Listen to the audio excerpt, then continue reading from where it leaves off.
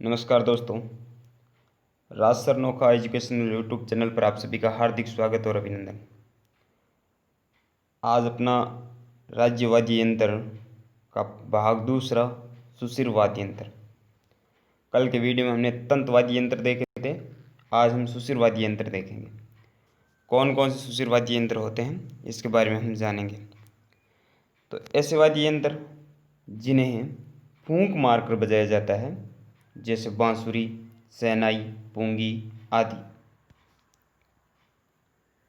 अब ऐसे वाद्य यंत्रों को याद करने की ट्रिक क्या है? यानी कि कुछ तो सुशिर वाद्य यंत्र ऐसे होते हैं जिनको हमें सोचते ही पता चल जाता है कि यह वाद्य यंत्र सुशिर वाद्य यंत्र है, क्योंकि इसको फूंक से बजाया जा रहा है।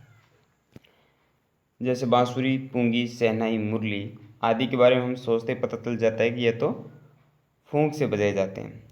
जबकि कुछ वाद्य यंत्र ऐसे होते हैं जिनको पता करने के लिए उसके पीछे नाई शब्द लगा हुआ होता है, जैसे शहनाई, सुरनई, हुरनाई, हहनाई। तो हमें पता चल गया कुछ वाद्य यंत्रों के, अगर अपने पेपर में एग्ज़ाम में अगर हमें पता करना है कि ये कौन सा वाद्य यंत्र है, तो कुछ के पीछे तो नाई लगा हुआ होगा और कुछ को हमें सोचते पता चल जाएगा कि यह कौन सा वाद्य यंत्र है। और कुछ को याद करने के लिए हम ट्रिक के माध्यम से उनको याद करेंगे। तो ट्रिक क्या है? तू भूल ना कर मौसम में सीन देखने की। तू भूल ना कर मौसम में सीन देखने की। तू का अर्थ क्या है? तुरई। भूल यानी भूंगड़, ना नागफणी, मो मोरचंग, से सतारा, मैं मशक, सी सिंगा और ने नड़। तो हमने देखा कुछ वाद्य यंत्र हैं शहनाई, सुरनई, हुरनाई, हहनई। कुछ वाद्य यंत्र बांसुरी, पुंगी, मुरली और बाकी के वाद्य यंत्रों को हमने ट्रिक के माध्यम से देखा। तुरई, भूंगड़, नागफणी, मोरचंग, सतारा, मशक, शिंगा और नड़, ये सारे सुसिद्ध वाद्य यंत्र हैं। अब एग्जाम में हमें एक मशक या सतारा या मोरचंग इनमें से एक देगा और पूछेगा यह किस प्रकार का वाद्य यंत्र है, तो हम बताएंगे कि यह सुशिर वाद्य यंत्र है। 3 तंत्र वाद्य यंत्र देंगे, एक चारों प्रकार के वाद्य यंत्रों के नाम दे देंगे और पूछेंगे सुशिर वाद्य यंत्र कौन सा, तो हम बता सकते हैं कि कौन सा सुशिर वाद्य यंत्र है। तू भूल ना कर मौसम में, यह हमने ट्रिक देखी थी सीन देखने की। अब पहला वाद्य यंत्र आता है शहनाई। शहनाई का निर्माण शीशम की लकड़ी से होता है। इसका आकार चिलम के समान होता है। सुशिर वाद्यों में सर्वश्रेष्ठ सुरीला मांगलिक वाद्य यंत्र है। तो शहनाई ये जो सबसे सुरीला वाद्य यंत्र है और ये एक मांगलिक वाद्य यंत्र है जो कि मांगलिक अवसर पर बजाया जाता है। विवाह के समय नगाड़े के साथ में इसका प्रयोग किया जाता है। इसका उपनाम नफिरी और सुंदरी है। महत्वपूर्ण प्रश्न यह है कि प्रसिद्ध शहनाई वादक कौन है? तो प्रसिद्ध शहनाई वादक बिस्मिल्लाह खां हैं, जिन्होंने संसद के संयुक्त अधिवेशन में इसको बजाया था। और 2001 में इनको क्या मिला था? भारत रत्न से इनको सम्मानित किया गया था। तो हमने देखा शहनाई का उपनाम नफीरी और सुंदरी है और प्रसिद्ध शहनाई वादक है बिस्मिल्लाह खां, जिनको 2001 में भारत रत्न मिला था। दूसरा आता है बांसुरी। बांसुरी की खोखली लकड़ी से निर्मित 7 छेद वो भी निश्चित दूरी पर होते हैं। बांसुरी की लकड़ी को खोखली करके बांसुरी बनाया जाता है, उसमें 7 छेद किए जाते हैं, वो भी निश्चित दूरी पर होते हैं। महत्वपूर्ण प्रश्न, प्रसिद्ध बांसुरी वादक कौन है? तो हरिप्रसाद चौरसिया तथा पन्नालाल घोष हैं। प्रसिद्ध बांसुरी वादक हरिप्रसाद चौरसिया तथा पन्नालाल घोष। अगला आता है अलगोजा, जो कि राज्य वाद्य यंत्र है, हमारा राजस्थान का राज्य वाद्य यंत्र है। यह बांसुरी के समान वाद्य यंत्र है जिसमें 2 बांसुरियां सम्मिलित रूप से जुड़ी होती है तथा प्रत्येक में 4 छेद होते हैं। अलगोजा राजस्थान का राज्य वाद्य यंत्र है।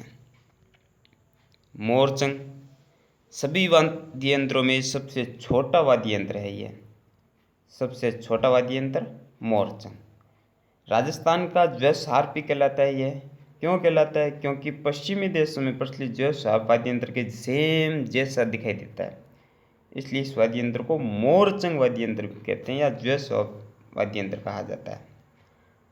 लोहे की नलियों से निर्मित दोनों होठों के मध्य रख करके इस वाद्य यंत्र को बजाया जाता है और लंगा गायन के समय यह वाद्य यंत्र को प्रचलित किया जाता है। अगला आता है तुरही।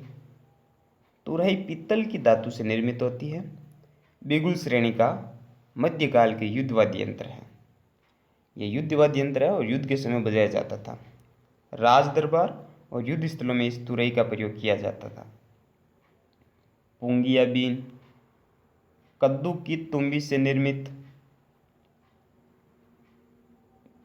और कालबेलिया जाति के लोग सर्प पकड़ने के लिए तथा नृत्यों के दौरान पुंगी या बीन का प्रयोग करते हैं। सपेरों में जोगियों का वाद्य यंत्र है ये। सपेरे और जोगी इसको अपने पास में रखते हैं और जब वो तो पुंगी और बीन थी, लेकिन नागफणी, नाग की आकृति के समान होती है नागफणी, साधु व सन्यासियों द्वारा प्रयोग किया जाता है और श्रमपदश के इलाज करने वाले भोपे इसको प्रयोग करते हैं। तो पुंगी बीन अलग है, नागफणी अलग है। अगर हमें यह प्रश्न पूछ ले कि श्रमपदश का इलाज करने वाले भोपे द्वारा किसका प्रयोग किया जाता है, ऑप्शन में दे रखा होगा नागफणी, पुंगी, दो ऑप्शन और दे रखे होंगे, तो हमें वहाँ पर पुंगी ना करके नागफणी करना पड़ेगा। बांकिया। बांकिया का प्रयोग सेनाई के समान होता है और यह बांकिया सेनाई के समान ही होता है। निर्माण पीतल धातु से होता है। कौन सी जाति का खानदानी वाद्य यंत्र है? सरगड़ा जाति का यह खानदानी वाद्य यंत्र है। कौन सी जाति है? सरगड़ा। सरगड़ा जाति का वाद्य यंत्र है। इसके अन्य नाम है वारगू, तुरी, बांका। वारगू, तुरी, बांका ये बांकिया के अन्य वाद्य यंत्र है और सरगड़ा जाति का यह प्रमुख वाद्य यंत्र है। अगला आता है रणभेरी या बुंगड़। युद्ध वाद्य यंत्र है, यह भी रणभेरी से पता चल रहा है। प्रयोग राजा महाराजा के समय युद्ध भूमि में किया जाता था और मेवाड़ क्षेत्र में भुआई जाति का लोकप्रिय वाद्य यंत्र है ये। बुंगड़, रणभेरी भुआई जाति का प्रमुख वाद्य यंत्र है। आगे आता है नड़। बेंत व कंगोर वृक्ष की लकड़ी से बनता है। बांसवाड़ा के कर्णाभील राज्य के अंतर्राष्ट्रीय नड़ वादक हैं। नड़ के अंतर्राष्ट्रीय वादक कौन हैं? तो बांसवाड़ा के हैं कर्णाभील, जो अंतर्राष्ट्रीय नड़ वादक हैं। याद रखिए, महत्वपूर्ण प्रश्न, बांसवाड़ा के कर्णाभील जो अंतर्राष्ट्रीय नड़ वादक। फिर मशक, चमड़े से निर्मित, प्रयोग बेरोजी के भोपे इस मशक का प्रयोग करते हैं। श्रवण कुमार मशक का जादूगर कहलाते हैं। श्रवण कुमार मशक के जादूगर कहलाते हैं। सतारा। सतारा किसे कहते हैं? अलगोजा, सेनाई और बांसुरी का मिश्रण ही क्या कहलाता है? सतारा कहलाता है।